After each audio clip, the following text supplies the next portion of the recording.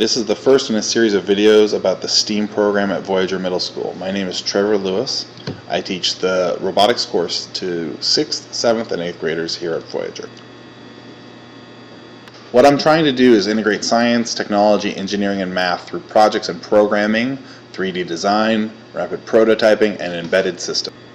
This video is an overview of the different software applications that we use in the robotics course. There are two main considerations I use in selecting these programs.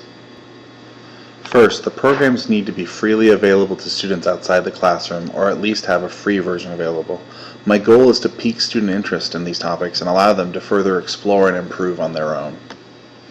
Without freely available access, this is impossible. I'm hoping some of the students will get really interested in one of these topics and can continue working and exploring at home, so when they hit high school they have logged serious experience hours.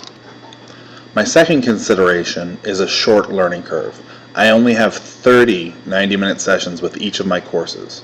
We need to get the basics and start making cool stuff right away.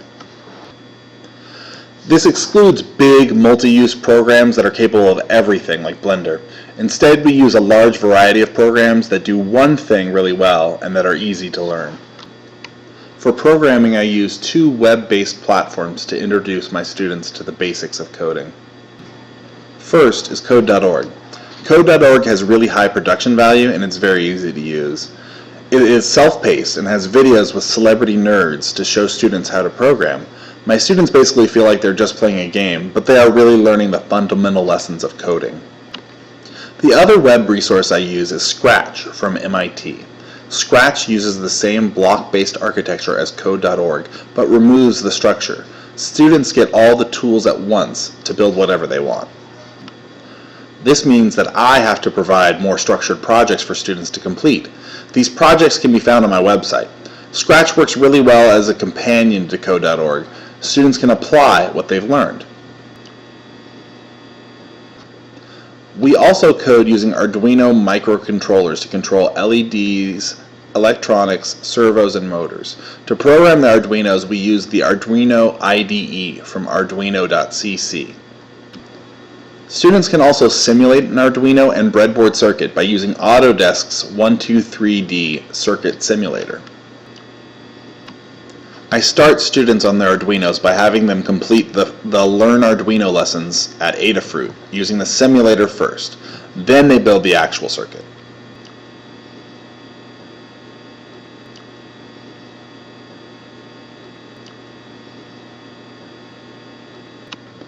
Autodesk actually has a whole suite of free programs for the entry-level maker that are really quick to learn.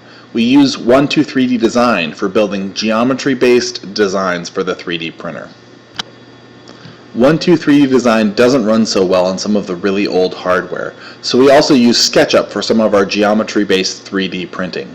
We have the pro version at school, but students can get the free version, and for our purposes, it's virtually identical. SketchUp does an amazing job of basically running on any computer, but it can be really frustrating for students to try and make 3D designs because they have to be extremely careful to make sure their designs are fully encapsulated solid groups. Another nice thing about 123D Design is that it integrates well with Autodesk Mesh Mixer. You can just hit the Send to Mesh Mixer button or the Print button if you only want to use Mesh Mixer's support generator.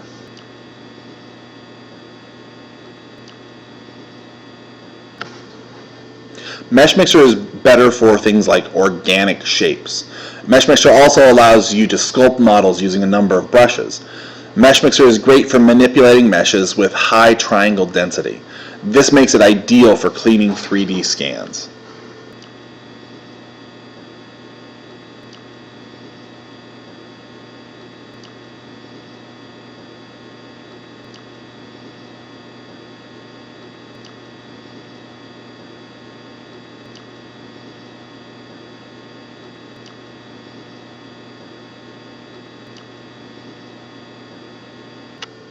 I've tried a lot of options for 3D scanning, and the one I've had the best luck with is Kinect, using an Xbox 360 Kinect sensor.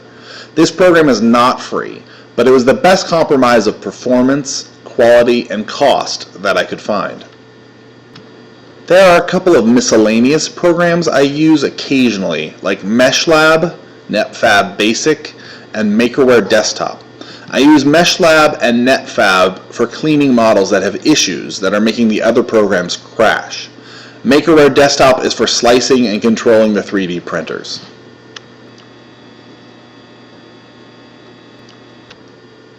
So that's the basic overview of all the software we use in the 3 different grade level courses at Voyager. Please check out my other videos for specifics on the individual processes, as well as my website for more information.